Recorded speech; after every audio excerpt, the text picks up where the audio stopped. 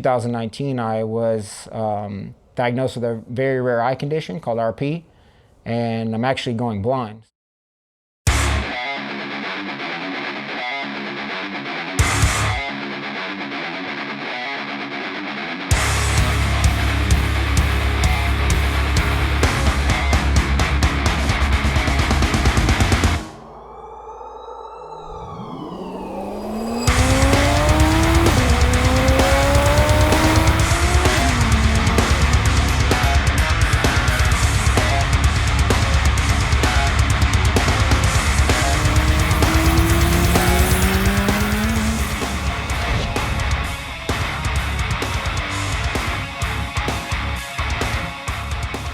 What's up, TRC fans? Don't miss our first event at Orlando Speed World on February 3rd, 2024. Gates open at 4 p.m. and we'll be drag racing, roll racing, and drifting all night.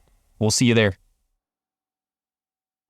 What's up, guys? Javier from That Racing Channel. Welcome back to another episode. Today, we're here with Max and his badass Nissan S13. It has the SR20 engine still in it. It's actually a billet block running as Precision 7275. Makes north of 1,250 to 1,300 wheel horsepower. This thing is super light. It's got a sequential transmission. It's an absolute rocket on the street. Let's check it out. Max, what's up, brother? What's up, Javi? Last time we saw this thing out at our TRC Street Kings event, and it was flying at the event, dude. And I told you we had to feature this thing. This thing has so much history, and we've been wanting to actually feature this car forever. You recently acquired the car. So I appreciate you bringing it out, man, and letting us experience the car. So give us a quick rundown. What year S13? And so this is a 1992 Nissan 240 coupe. It's got a billet SR20 from Mosworks, VVL head, so the non-turbo head, solid lifter motor, Carrillo rods, CP pistons, 11-to-1 compression. It's got ID 1700 injectors, 8 injectors, 7275 billet turbo. This is a Final Boss level 99 S13. Yep, pretty much. Pop the hood for us, brother. Let's check it out, man. That's funny. Final Boss S13. Dude, I mean, realistically, bro, like I've known this car, the street racing days, right? Like this just put in work, right? And this car really was just, it didn't go to the track. It was just roll racing and held its own. And I mean, this thing is really, really well known in the local community. But it's so awesome to see it here in person and stuff. But man, this car's so clean, man. Super badass. Give you guys a wide shot here. You got some welds all around. Dude, I love this paint color. Suits the car so well, man. It's a cement gray. Cement gray Toyota color. Got a little fender exit there. All the little details on this thing are just so good, man. Give you guys a shot of the interior here. So we got a carbon fiber dash, that's custom. You'll never find that again.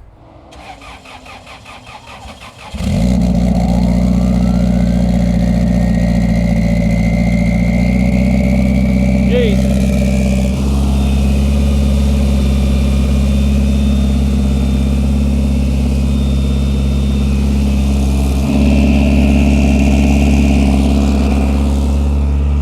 Smells like E85 with a little spice in there, so it's on C85, right? C85. Yeah, it's on C85. This thing's bad, boys. I think I'm ready to go for a spin in this thing. Got the fuel cell back here. Man, this thing's just so purpose-built. It's so minimalistic, just like, I love it, dude. Everything, the details that went into when this car was built, it's so good, brother. Paul used to own the car and started off as a basic, you know, little T28 SR20, you know, a little swap. And then over 20 years, he built it, and I acquired it. I don't know if I heard the story right, but you traded an R8 for this car? With some cash on top from him. Yeah, so I had a 2014 Audi R8 with a supercharger. V10, DCT car. That's most people's dream car. Yep, so I had that car for a little over a year. I loved it, enjoyed it. And then Paul and I were like going back and forth on trading, and he obviously was gonna, put cash on top, but I just, we came to a final number that I agreed to, and we went ahead and did it. I mean, I'll tell you right now, me personally, I would take something like this any day over an R8 or a Lambo, or, you know what I mean? Like, this car has so much more soul where, like, anybody can just go buy an R8. This thing, meticulously built over the past 20 years. I mean, this is one of a kind, you know? Take a peek under the skirt here. And this thing is ready for some digs. This thing's got all the goodies. Well, I guess the next time the guys will see this car will be at our night meet at OSW on February 3rd. And I don't know, maybe you try a little dig there and see what she does. Yeah, we'll try it. It'll hold together, I know that. It's just, you know, figuring out the sweet spot for the launch and everything, so. All right, so we're going for a ride in Max's SR20 S13. I don't think we've ever said that on the channel, an SR20 S13. It's usually like 2J, LS, and this one's cranked to the moon. Capable of what, like 1300, you're saying, right? Yeah, give or take. So this is a billet block SR, which is capable of handling, I mean, Mosworks is running 2,000 horsepower out of these things. Well, let's do like a small pull.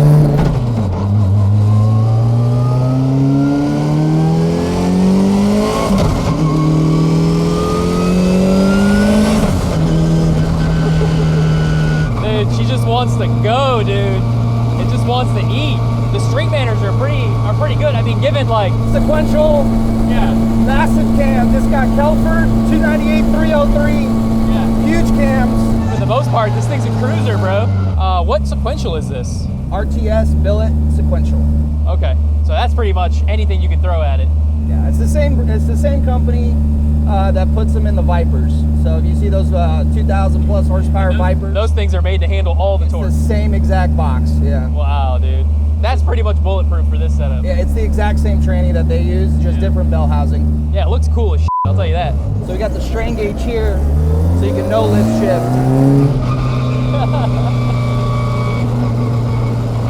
People are loving this thing. So at our TRC Street Kings event at Bradenton Motorsports Park this past December, this thing trapped what? I think it was 171? 170.4.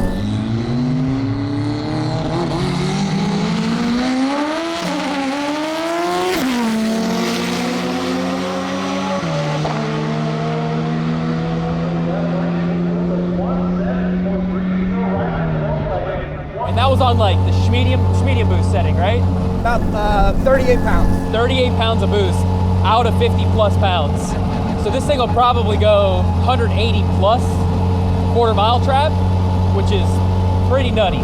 I love how minimalistic the interior is. Yeah, so basically you still got power windows, got a couple creature comforts here. So we got the full luxuries, power windows, and that's about where it ends. That's traction control, turn it off. So that's just about all we need in this thing. Yeah. Other than that, it's go fast mode. Got the cage in here, AEM dash. So it's on AEM V2, right? AEM V2. What do these buttons do? This is a rolling anti-lag and absolutely nothing. maybe at some point in its life, nitrous or something. Yeah.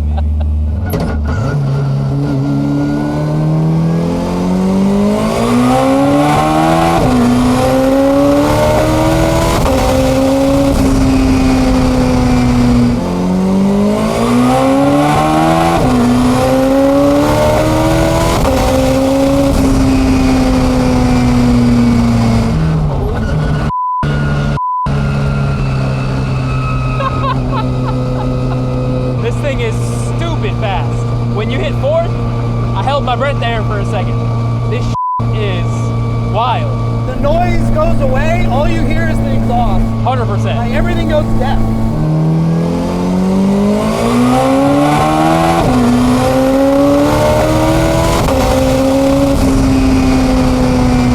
I think this is probably the fastest street 240 I've felt.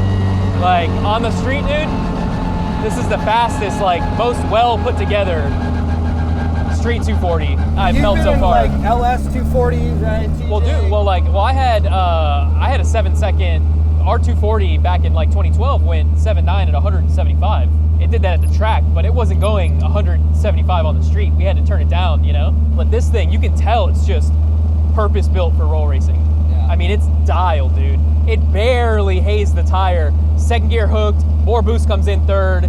hazes the tire, but not to where it's slowing it down. It's No, it goes fast, straight. dude. It goes straight. And then fourth, dead hooking, and probably another 100 plus 200 horsepower comes in fourth, I imagine. Like, I don't know how much more boost comes in, but Second gear, it's 25 pounds. Third and fourth are the same. They should. It's going to build more boost, obviously, in fourth because it's a longer gear. And it's fully hooking too. Yep. So yeah, fourth, Dude, you're getting every bit of like 38 psi in fourth. So it's like a 200 horsepower jump from second to third and fourth. Oh yeah. Yeah. You feel it. My butt dyno felt it for sure. Dude, I love this thing. You're making me think bad thoughts about our current 2J 240. So I have a 2J S14 with a CDO9. Now I think we need a T56 and a real street special with that motor. Throw a sequential in it. It'll change changes the game. Well, with the traction control, it makes a big difference. Oh yeah, 100%. This car was never dyno tuned, by the way. All street tuned. Just ripping them down the street, dude, in Colombia with the laptop. Hell yeah, dude. Dialing in the traction control, the boost, everything. Colombia got this thing dialed for sure.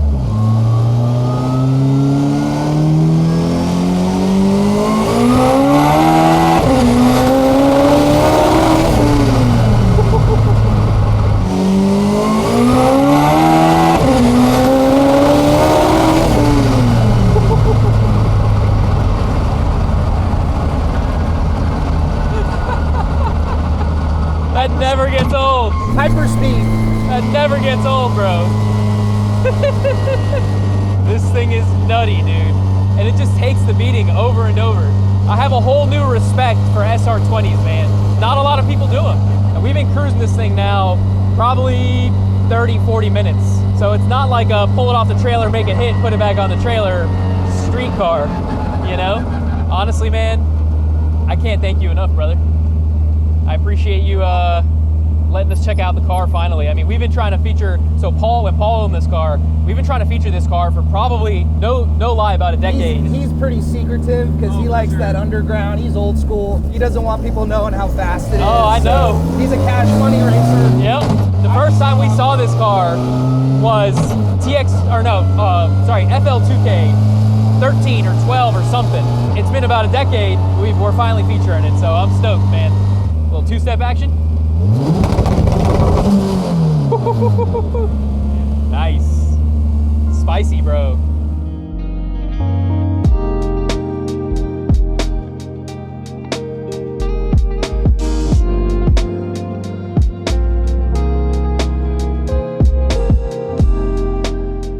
So it all started in, I would say this car is from 2003.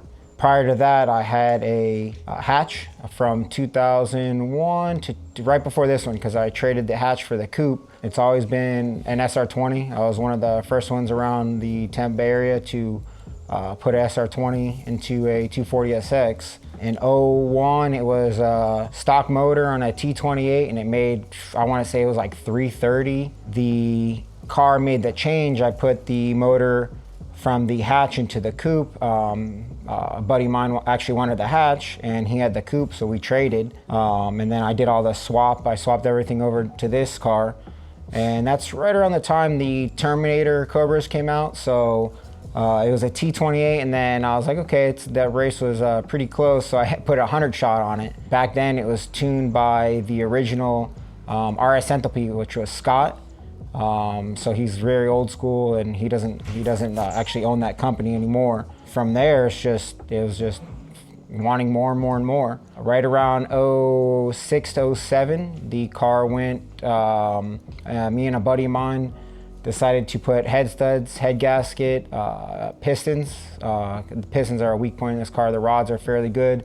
We put a GT 35R on it and it made right around 700. And that was, like I said, 06 we started. I finished it in 07 and ran that setup for about 10 years, till 2010. So about 3 to 4 years. And then from there I wanted more. So that's when I met Mark at MozWorks and we decided to build the motor. That took a few years because then I started getting busy with my company and kind of put it to the side and gather all information, get everything up. And In 14, I pulled the motor, built the motor, and put it on a GTX 4088R. And that car, and it was then it went to a Mazurks motor. It was 92 mil, still a DET head, revved it to 9,500. Never had rocker arm issues because I understood that from the beginning that they don't like a hard cut or you'll break the rocker arms. So basically, once you get the car to hook and you're not hitting limiter, it's a deadly force. From there, on the GTX 4088R on 53 pounds, it made a little over 9. It was like 9 and change. The car always worked, always got it to hook. Went through about 5 Z32 transmissions. I always started wrapping third gear, bringing third gear. Put a dog box, PPG dog box behind it.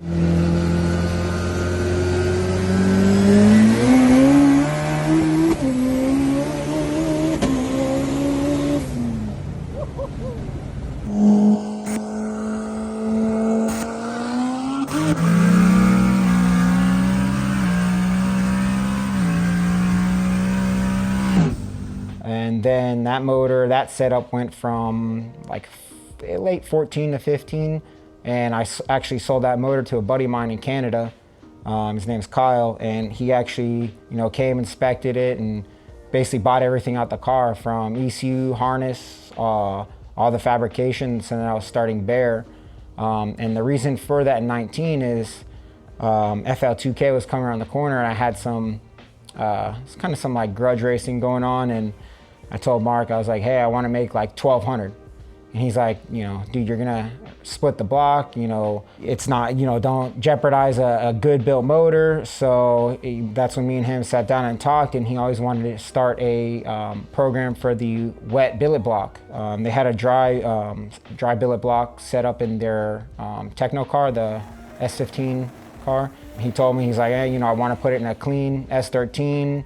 You're well known. A lot of people know the car. So he's like, how's this? I will basically sponsor you the billet block portion. I just, buy the internals, the crank, everything else, go from there.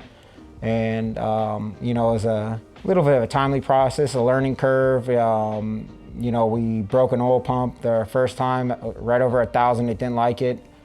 Shattered the oil pump, did some damage, but he took care of me. And then from there, it got a little bit too fast, because then people wouldn't want to really, I had my battles. I was always the underdog. People finally, know what the car is, see, they see what it does. So at that point, when I decided to go to this venture, it's basically a Mazurks wet billet block and VVL head. It has billet crank, CP pistons, Carrillo rods, billet intake, 8 injector manifold. All the fabrication was done by Charlie at 316, and it's a dry sump setup. The turbo's a 7275 Gen 2. It now has a RTS custom sequential gearbox behind it. Wiring was done by Drew at Jokey Racing, and the tuner behind the magic to make it work is Manuel Ponte out of 316, aka Columbia. So he tunes the car, gets it to work. It's still an AM V2. We have obviously all the good stuff, traction control. He has it set up. If you can put the power down, the most important part is how the car is set up. So have full IDS coilovers all the way around. The front is 17 by 4.5 weld forged RTS, and the rear is 15 9.3 yeah. Something like 15 by 9, same thing, weld RTS forged, beadlock on a Mickey Thompson ET Street R, 27 tall. Fuel, C16. I'm sorry, geez, I'm sorry, not C16. I'm thinking of my old setup. You have me thinking of there. C85, 10-gallon fuel cell, single Weldon, big fuel pump. That's pretty much it. Simple. I haven't cut anything out. I actually have my race scales behind me. The car weighs, it was either 2708 or 2713. The car still has, everything's metal fenders, everything's metal in the car. The only thing that's carbon fiber is the hood. Factory doors, sunroof still works, map light still works, power windows still work. So everything, there's nothing cut out of the back of the car. Everything's in the quarter panels, everything's in the firewall. I didn't want to cut the car up because, when you make these cars super light at those speeds, it's you'll feel it. You'll feel a tin can. So I use weight to my advantage, and like I said, you know, at 190, this car is not sketchy. It feels, you actually feel, you do it comfortably. Compared to, you know, a car that's cut up, you're gonna feel that weight. You know, you're gonna feel that weight difference and, you know, that fight, you know. So something like this, it's planted, it shoots straight, and plus I didn't want to cut it up.